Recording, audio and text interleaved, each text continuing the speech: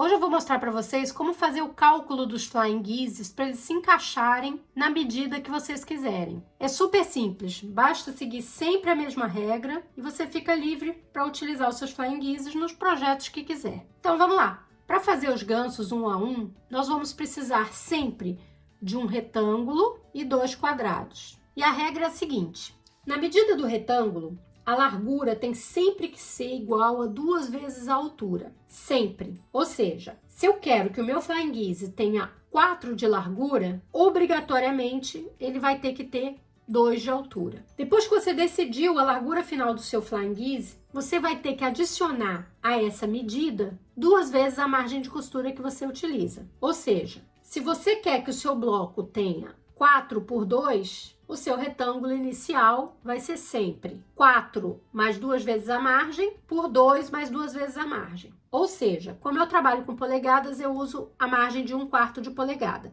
Então, 1/4 de polegada vezes 2 vai dar meia polegada. Então, eu vou cortar o meu retângulo inicial com 4,5 por 2,5. Em centímetros, a gente vai seguir exatamente a mesma regra. Então, por exemplo, se eu quiser fazer um flying geese com 8 por 4, como que eu vou fazer esse cálculo do retângulo inicial? Eu vou fazer 8 mais 2 vezes a margem de costura por 4 mais 2 vezes a margem de costura. Quem trabalha em centímetro costuma usar 0,75 de margem de costura. Então, 0,75 mais 0,75 vai dar 1,5. Fica um pouco mais fácil a matemática. Se o meu flying geese final eu quero com 8 centímetros por 4 centímetros, então eu vou adicionar 1,5. Então, nós vamos ficar com 8 mais 1,5, 9,5 por 4 mais 1,5, 5,5. Então, o meu retângulo inicial vai ter 9,5 por 5,5. Os 2 quadrados que vão ficar aqui nas laterais, eles vão seguir sempre a medida da altura final do retângulo inicial. Então, se o meu retângulo inicial tem 4,5 por 2,5 polegadas, os meus quadrados menores vão ter 2,5 polegadas por 2,5 polegadas. Se eu estiver fazendo em centímetros, eu quero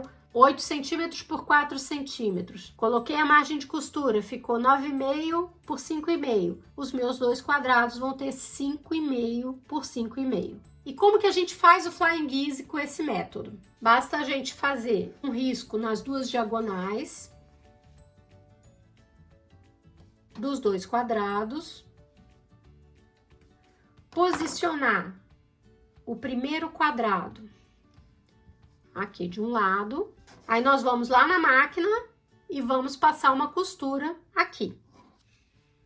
Costura feita, nós vamos cortar,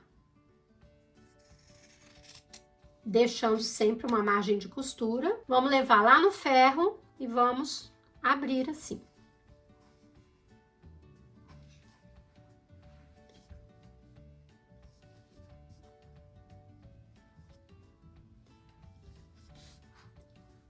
Agora, nós vamos pegar o outro quadrado, vamos posicionar aqui, e vamos novamente levar lá na máquina e fazer uma outra costura aqui.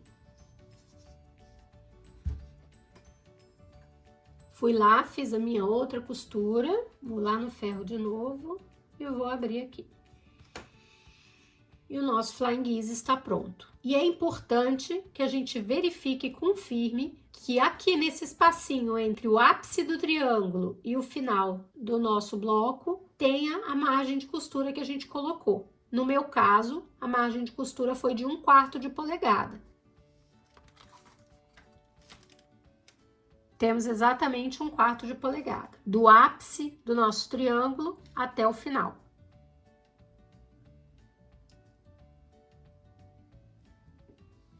Isso é importante porque quando a gente for juntar um flying geese no outro, aqui nós vamos passar uma costura. Então, eu vou lá passar a costura para mostrar para vocês. Costurei um no outro e já fui ao ferro e passei. E o importante aqui é que a gente mantenha essa pontinha do triângulo, que ela fique ali. Se a gente não fizer o cálculo e não obedecer a margem de costura, o nosso flying geese pode ficar sem a ponta, ficar assim, por exemplo. E o legal é a gente deixar ele com a pontinha certinha. E era isso, eu espero que vocês tenham gostado das dicas. Se tiverem alguma dúvida, podem me mandar aqui nos comentários.